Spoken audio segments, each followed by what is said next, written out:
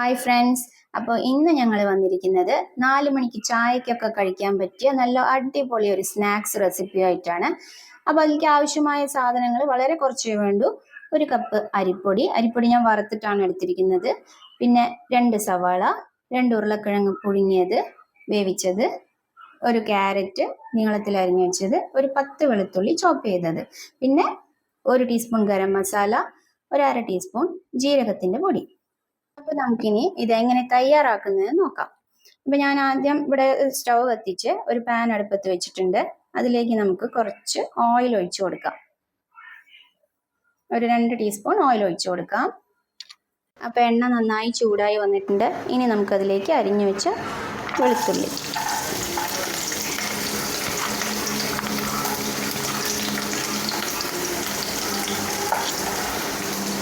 വെളുത്തുള്ളിയുടെ ആ കളറൊന്ന് മാറുന്നത് വരെ, ആ പച്ച മണമൊന്ന് മാറുന്നത് വരെ നമുക്കതൊന്ന് ഇളക്കി കൊടുക്കാം.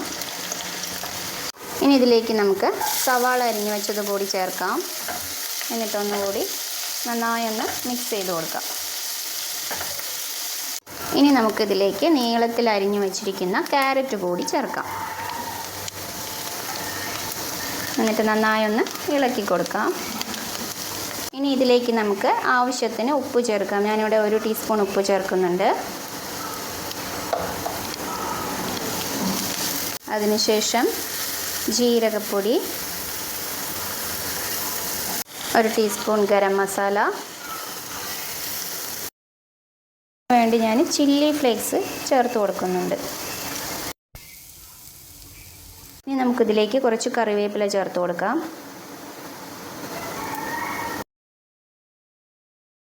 വെള്ളം കൂടി ചേർക്കാം.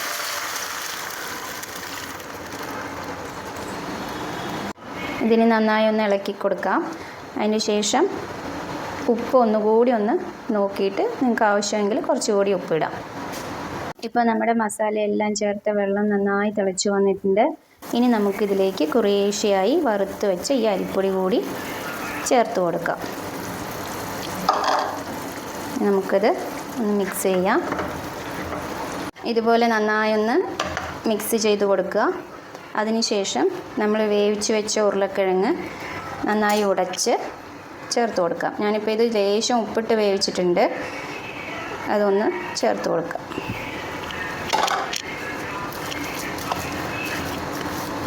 ഇപ്പം നമ്മുടെ ഉരുളക്കിഴങ്ങും ഇതിൽ നന്നായി മിക്സായി വന്നിട്ടുണ്ട്. ഇനി നമുക്ക് സ്റ്റൗ ഓഫ് ചെയ്ത് കുറച്ച് നേരം ഇത് ചൂടാറാൻ വയ്ക്കാം.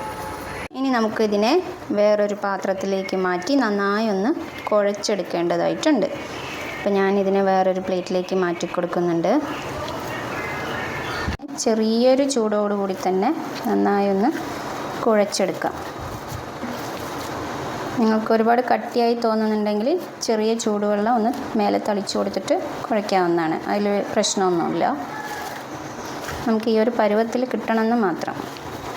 അപ്പോൾ ഞാൻ അത് നന്നായി കുഴച്ചെടുത്തിട്ടുണ്ട്. ഇനി നമുക്കിതിനെ ചെറിയ ചെറിയ ഷേപ്പിലാക്കിയെടുക്കാം. ഞാനപ്പോൾ ഇതിനെ ഈ ഒരു ഷേപ്പിൽ ആക്കിയെടുത്തിട്ടുണ്ട്. ഇതാ കണ്ടോ. നിങ്ങൾക്ക് ഏത് ഷേപ്പിൽ വേണമെങ്കിലും മാറ്റാവുന്നതാണ്. നമുക്കിഷ്ടപ്പെട്ട ഷേപ്പിൽ ഇതിനെങ്ങനെ ആക്കിയെടുത്ത് മാറ്റി വയ്ക്കാം. ഇതെല്ലാം ഈ ഷേപ്പിലാക്കി എടുത്തിട്ടുണ്ട്. ഇനി നമുക്കിത് ഫ്രൈ ചെയ്തെടുക്കാം. അപ്പോൾ ഞാൻ ഇതിനാവശ്യമായ ഓയിൽ പാത്രത്തിൽ ഒഴിച്ച് കൊടുക്കുന്നുണ്ട്. അപ്പോൾ നമ്മുടെ എണ്ണ നന്നായി തിളച്ച് വരുന്നുണ്ട്. ഇനി ഇതിലേക്ക് നമുക്ക് ഓരോന്നായി ഇതിട്ട് കൊടുക്കാം.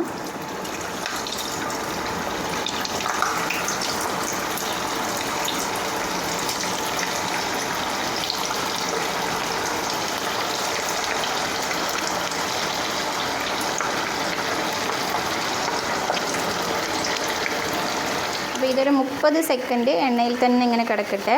ഓരോ സ്നാക്കും ഇട്ട് കൊടുത്തതിന് ശേഷം അപ്പോൾ തന്നെ നിങ്ങൾ ഇളക്കി കൊടുക്കണ്ട.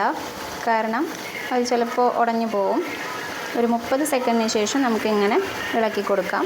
പിന്നെ ഇത് ഒരുപാട് വേവിൻ്റെ ആവശ്യമൊന്നുമില്ല. കാരണം നമ്മളിത് അരിപ്പൊടിയും ഉരുളക്കിഴങ്ങും എല്ലാം നന്നായി വേവിച്ച് കഴിഞ്ഞതിന് ശേഷമാണ് കുഴച്ചിട്ട് എണ്ണയിലിട്ടിരിക്കുന്നത്. അപ്പോൾ ഇത് ഒരുപാട് വേവണ്ട.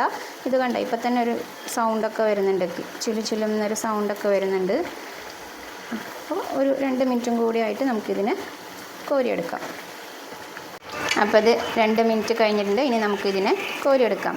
കണ്ടോ, സൗണ്ട് കണ്ടോ? ഈ ഒരു സൗണ്ട് വരുമ്പോൾ നമുക്ക് കോരിയെടുക്കാം. എണ്ണയിൽ വറുത്തെടുത്തത് കൊണ്ട് തന്നെ ഒരു ടിഷ്യൂ പേപ്പറിലേക്ക് നമുക്കിതിനെ മാറ്റി വയ്ക്കാം.